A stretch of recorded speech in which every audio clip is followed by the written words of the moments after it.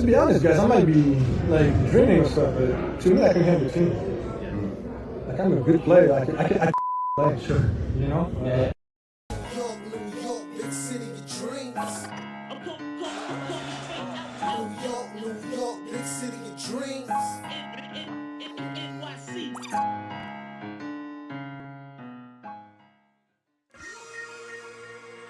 Yep. What's going on? This is Jay Ellis from the Nick of Time show.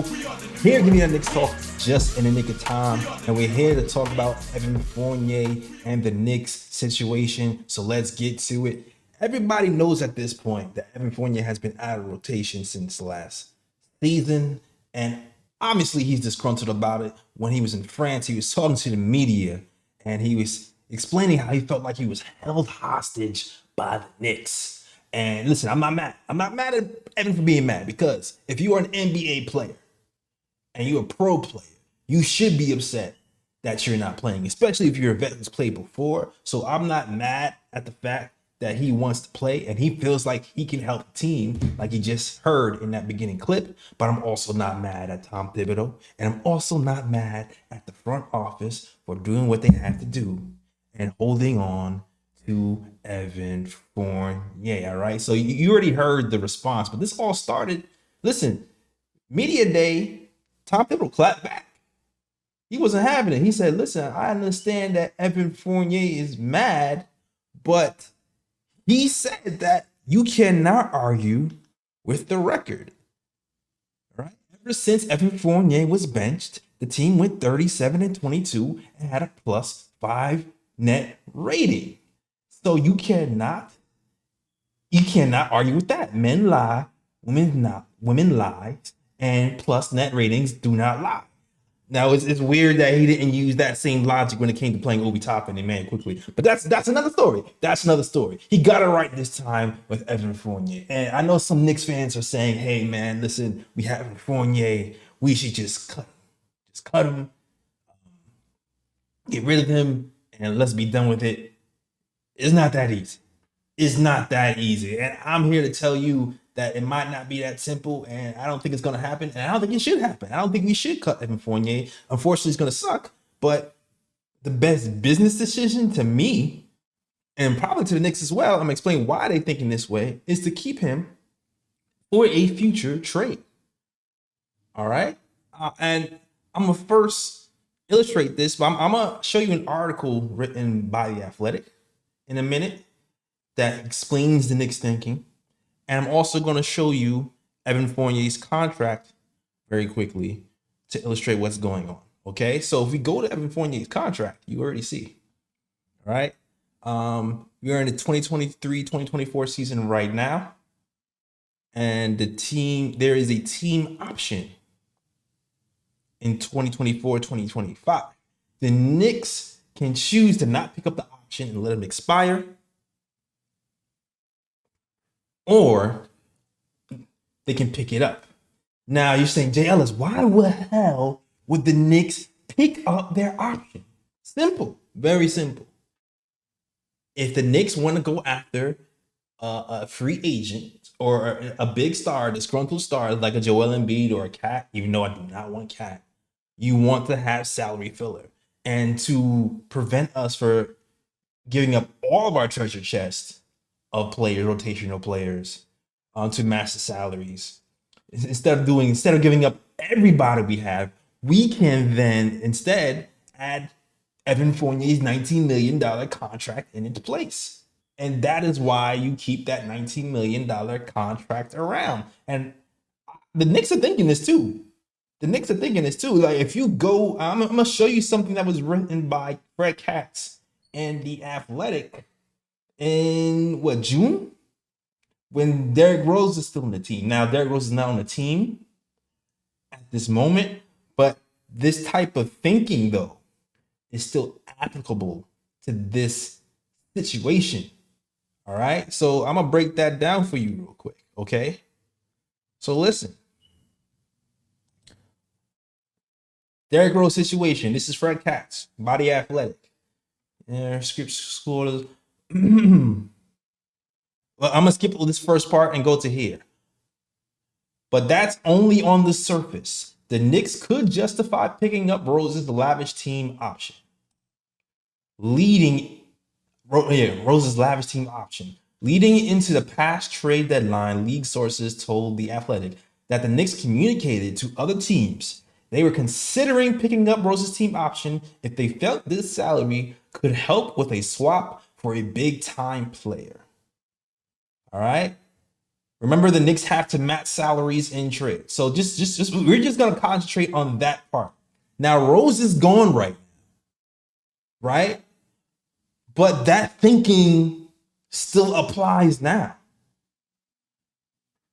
The Knicks, to me, are coming into this last summer where they have to make the move now because there's a bunch of like first round picks that are going to expire. Like it's going to be harder to kick the can down the road with first round picks and use them on big names. So I feel like next season would have to be the move, the time to use their treasure trove of picks and make a big move. So for me, people are saying, you know what, we should cut Evan Fournier. I'm not even sure it's going to be moved by the trade deadline. We might end up there's two things I can see possibly happening in the summer.